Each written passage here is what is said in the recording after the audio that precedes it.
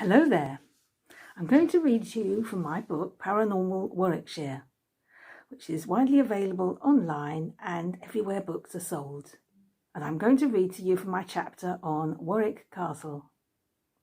My Lord of Warwick, here is, praised be God for it, a most contagious treason come to light. Look you, as you shall desire in a summer's day. And this is a quotation from Shakespeare's play Henry V, Act 4, Scene 8. All who approach Warwick from the south-east along the Banbury Road will see the spectacular ancient fortress transformed into a stately residence for the Earls of Warwick. The south-east side of this magnificent castle commands a cliff on the bank of the River Avon beyond the medieval bridge, once the main entry point into Warwick. Following the construction of a wider bridge in the 1780s, the medieval bridge was sealed off and partially demolished to form a picturesque ruin. The castle, currently owned and looked after by Merlin Entertainments, was built on a site first chosen by Ethelfleda, daughter of Alfred the Great, who, in the year 914, built the first fortification here to keep out the Danes. After 1066, William the Conqueror took it over as a site for one of the many motte and bailey forts he established throughout England. Later, it became the home of the Earls of Warwick, several of whom have claimed prominent places in England's history. Today, many ghostly incidents are reported around the castle.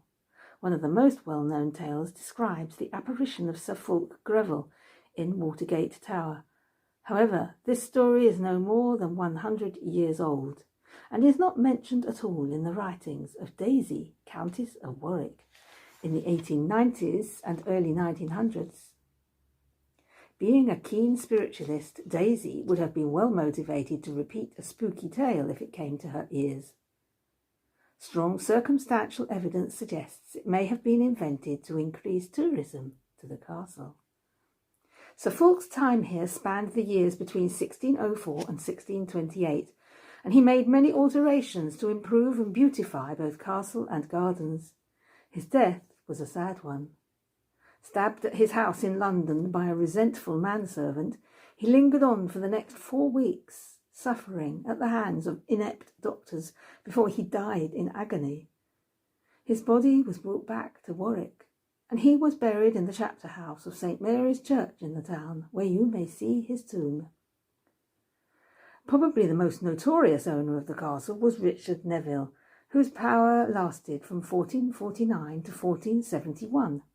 He became known as Warwick the Kingmaker, renowned for holding 2 kings prisoner during the course of 1 year, 1469.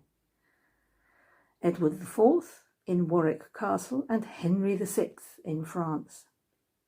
Later on, the 2 Tudor kings, Henry VII and Henry VIII, left the castle to fall to ruins because of its associations with Richard III, who had also owned the castle for a period of time and was the last of the Plantagenet dynasty, whom they had replaced. But Warwick the Kingmaker's fortunes changed when Edward IV's forces defeated and killed him at the Battle of Barnet in 1471. That is the battle whose extensive preparations we see in the brilliant Max Waxwork exhibition Kingmaker at the castle.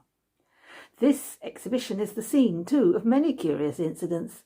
Strange shadows and unexplained crashes, bangs and moans are reported.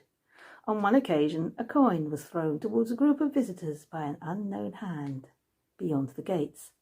The strange tales persist when visitors have exited the Kingmaker. As we have seen in this book, the installation of modern conveniences makes no difference to ghosts. Some visitors to the ladies report a curious experience. They see a woman enter a cubicle.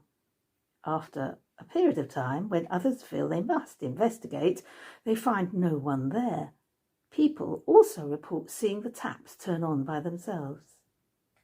Ancient buildings go through many changes over the centuries, so no corner of the castle is necessarily free from curious events, and certainly not the staterooms. After the restoration of the monarchy in 1660, Robert Greville set about creating a grand palatial residence at the castle.